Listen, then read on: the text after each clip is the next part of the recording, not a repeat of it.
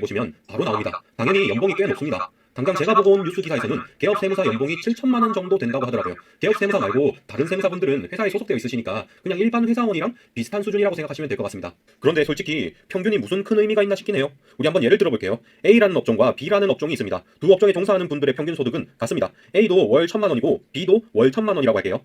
그러면 이 평균만 보고 와 AB 업종에 종사하는 분은 무조건 월 1천만 원 버나 보다 이렇게 말할 수 있냐는 거죠. 이건 평균뿐만 아니라 편차도 따져봐야 합니다. A라는 업종에서는 900만 원 아니면 1,100만 원 벌고 B라는 업종에서는 1,700만 원 아니면 300만 원 벌어요.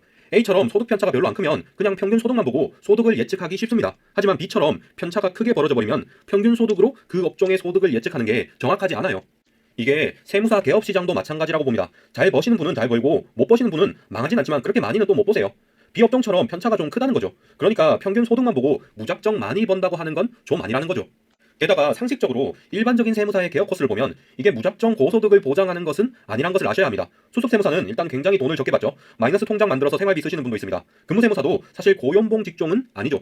회사마다 다를 수는 있지만 초봉이 3천만 원 정도 된다는 이야기를 제가 들은 적이 있습니다. 좀 심각하게 적게 주는 곳은 2천만 원 후반대이기도 하더라고요. 개업은 사실상 영업하기에 따라 다르니까 잘 버시는 분은 억대로 버시고 못 버시는 분은 빚만 몇 천만 원이라는 분도 있더라고요. 세무사 자격증을 딴다고 해서 무작정 망하진 않습니다. 다만 평균 연봉만 보고 무조건 잘 된다는 생각은 버리라는 뜻입니다. 제가 예전에 만난 수습세무사 중에 한 분은 대기업에서 어느 정도 경력이 되는 상태로 그만두신 분이 계셨습니다. 그런데 이분은 무작정 합격 후에 퇴사를 했는데 엄청 후회하시더라고요. 세무사로서 성공해서 예전 연봉만큼 벌려면 못해도 5년은 더 고생해야 될 것 같았으니까요. 게다가 세무사로서 고소득자인 분은 대부분 개업 후에 사무실이 안정화된 분인데 항상 그게 잘 되는 법이 없거든요. 물론 세무사업의 특성상 쉽게 망하진 않고 정 안 되면 그냥 세무사 자격증을 바탕으로 취직하면 됩니다. 그런데 평균 소득만 보고 항상 많이 벌 거라고 생각하는 것은 좀 아닌 것 같습니다. 소득 편차라는 것도 고려해야 하고 개업 후에는 확정된 월급이 아니라 영업력에 따라 소득이 달라지니까요. 마지막으로 요약하겠습니다. 평균 소득이 높다고 세무사 합격 후에 무조건 고소득자가 되는 것은 아닙니다. 물론 쉽게 망하진 않고 커리어 선택지는 넓어지겠지만 어느 정도 리스크 부담은 질 수밖에 없습니다. 이상으로 영상을 마치겠습니다. 이 영상은 세무사 메이커 직장인 회독 공부법을 바탕으로 만들어졌습니다. 예비 합격자 여러분 시청해주셔서 감사합니다. 여러분 안녕하십니까. 오키마세 채널의 오키 여러분께 인사드립니다. 반갑습니다. 네 여러분 반갑고요. 오늘은 제가 사무실에서 일을 마치고 저희 친구의 아버님께서 상을 당하시는 바람에 제가 조문을 드리고 이렇게 왔습니다. 상가 고인의 명복을 빌도록 하겠습니다. 다녀와서 조금 피곤했는지 저도 모르게 잠이 들었어요. 쓰러져서 잔 것 같아요. 자다 일어나서 이렇게 방송을 켰습니다. 그래서 결론은 무엇인가? 여러분들은 20분 전에 자다 일어난 오키를 보고 계십니다. 그래서 지금 얼굴이 조금 부었어요. 진짜 부은 거 맞아요 여러분. 참고해 주시고요. 오늘은 제가 또 어떤 주제로 여러분들에게 정보를 전달드려볼까 고민하다가 원래 오늘 퇴근 강의를 조금 하려고 했어요. 절세 강의를. 그래서 제가 자다 일어나는 바람에 너무 시간이 없는 관계로 바로바로 썰을 풀 수 있는 그런 주제로 한번 말씀을 드려볼게요. 자, 이번 영상의 주제 세무사의 수익 구조에 대해서 한번 말씀을 드려보려고 합니다. 네, 많이들 궁금하실 거예요. 세무사를 준비하시는 세무사 수험생분들이나 아니면 세무사를 꿈꾸시는 그런 대학생분들 또는 고등학생분들도 마찬가지죠. 사실 직업 선택에 있어서 적성이나 이런 것들도 중요하지만 수익적인 측면을 사실 고려를 하지 않을 수 없는 게 사실이죠. 그죠? 이제 하십니까? 그죠? 아마 모두 다 인정하실 거예요. 이왕이면 내가 물론 적성에 맞고 즐거운 일을 하는 게 중요하지만 수익도 어느 부분 큰 비중을 차지한다고 생각을 합니다.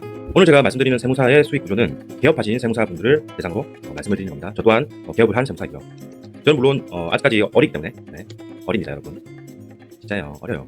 어린 건 아니고요. 조금 그래도 젊은 편이기 때문에 아직 40대가 아니니까요. 네. 아직까지 그 선배 세무사님들보다는 당연히 수익이 한창 따라갈 수가 없습니다. 하지만 그런 선배 세무사님들을 향해서 목표를 잡고 달려가고 있는 중이죠. 예, 열심히 달려가 보겠습니다 여러분. 나중에 나도 돈 많이 벌어가지고 슈퍼카, 시승기 이런 거 찍고 싶다. 죄송합니다 여러분. 네, 무리라고 생각하고요. 자, 그러면 제가 알기 쉽게 한번 말씀을 드려보도록 하겠습니다. 일단 세무사의 가장 기본적인 수익은 여러분들도 잘 아시다시피 기장용 수입입니다. 업체를 대상으로 저희가 장부 작성을 해드리는 거죠. 국식국유로 장부 작성을 하는 것을 말합니다. 그게 보통 최저 10만 원부터 시작을 합니다. 월. 네. 부가세 포함하면 11만 원이겠죠. 그죠? 그래서 매출 금액에서 비례해서 그게 올라갑니다. 세무사님들마다 약간씩 차이는 있지만 거의 뭐 비슷한 수준이라고 보시면 됩니다. 그래서 뭐 10만 원 또는 뭐 15만 원, 20만 원, 30만 원, 50만 원, 뭐 100만 원, 200만 원, 300만 원 이렇게 올라갑니다. 매출 금액에 따라서. 네. 보통 신규업체 같은 경우에는 그냥 뭐 부가세 포함 11만 원이라고 생각하시면 됩니다. 월. 하지만 내가 어느 정도 뭐 매출이 10억 정도 나온다. 그러면 금액이 많이 달라지겠죠. 그러면 이제 그 금액들로 월 고정적으로 수입이 들어오겠죠. 그죠? 그래서 흔히 말씀하시는 그 업체가 몇 개냐? 그게 그런 걸 의미하는 거예요. 진짜 최저금액으로 잡아볼게요. 11만 원이라 치고 업체가 100개다. 그러면 한 달에 1,100만 원이 들어오겠죠. 물론 100만 원은 부가세를 납부하게 되겠죠. 그런 식으로 생각하시면 되고요. 그래서 업체가 많이 늘어날수록 고정적인 수입이 늘어난다. 다만 업체가 늘어날수록 직원을 계속 더 뽑아야 된다.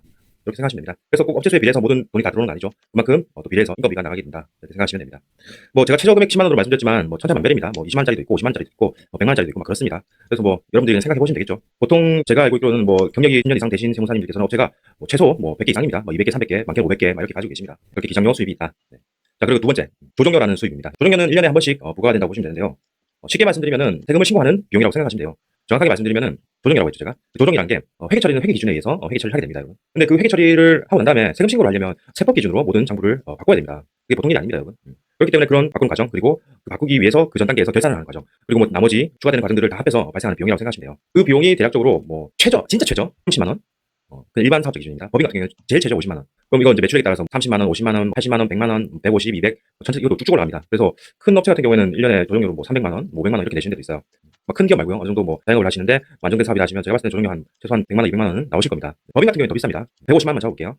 150만 잡고 500개 기준 말고 300개 할게요. 500개 너무 많던데. 진짜. 근데 제가 진짜 열심히 일을 해서 한 300개를 모았다. 그러면 뭐 계산해보세요. 150만 원 곱하기 300 하면 얼마입니까? 450. 4, 5천? 그 정도 되는 거죠, 맞나? 그게 1년에 한 번씩 들어온다. 그렇게 보시면 됩니다. 저는 물론 뭐 절대 그렇게 아직까지 업체를 가지고 있지도 않고 그렇게 막 저희 업체들이 매출이나 뭐 실적이 좋아서 그렇게 높은 조정료를 받지는 못합니다, 여러분. 그렇게 제가 300개를 가지고 그리고 뭐 조정료도 뭐 100, 200, 300, 500 뭐 이렇게 받는 게 제 목표인 거죠. 그렇게 해서 열심히 달려가고 있습니다. 오케이. 네. 그리고 지금 말씀드린 것은 기장, 즉 뭐 장부 작성과 그 장부 작성을 토대로 나중에 신고를 하게 되는 경우 발생하는 비용들에 대해서 말씀드렸습니다. 그게 이게 하나의 카테고리고요. 두 번째 카테고리가 재산세입니다.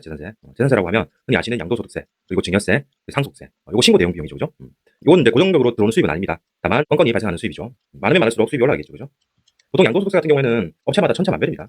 저는 이렇게 기준을 세웠어요. 정말 진짜 아주 기초 1세대 2주택 그냥 주택 하나만 취득가액 있고 양가액 있는 경우 진짜 단순한 경우도 20만 원. 조금 복잡해진다. 뭐 조금의 계산이 더 들어간다. 뭐 30만 원, 40만 원, 50만 원. 뭐 감면이 들어간다. 100만 원, 200만 원. 이것도 뭐 천차만별입니다, 여러분. 네. 그렇게 되고요. 증여세 같은 경우에도 진짜 간단한 증여다. 뭐 현금 증여 또는 뭐 파트나 땅을 증여한다. 그러면 뭐 그렇게 크게 받진 않아요. 2, 30만 원 세무사 정도 관련. 이렇게 해드리고 있습니다. 상속세 같은 경우에는 조금 단가가 세요. 보통 저는 기준이 상속 재산가액의 약 0.4%나 0.5% 정도 내셔야 된다고 생각하시면 돼요. 그냥 그래서 보통 뭐 한 얼마나 10억을 차이 하게 된다 그러면 4, 500만 원 수수료 발생하시는 거죠. 다 그만큼 비싼 이유가 있습니다. 여러분 나중에 상속세 신고하시게 되면 이게 뭐 그렇게 비싼 게 아니구나라고 생각이 드실 거예요. 정말 그렇군요. 괜찮으면 이렇게 크게 또 두 번째 카테고리가 분류가 됩니다.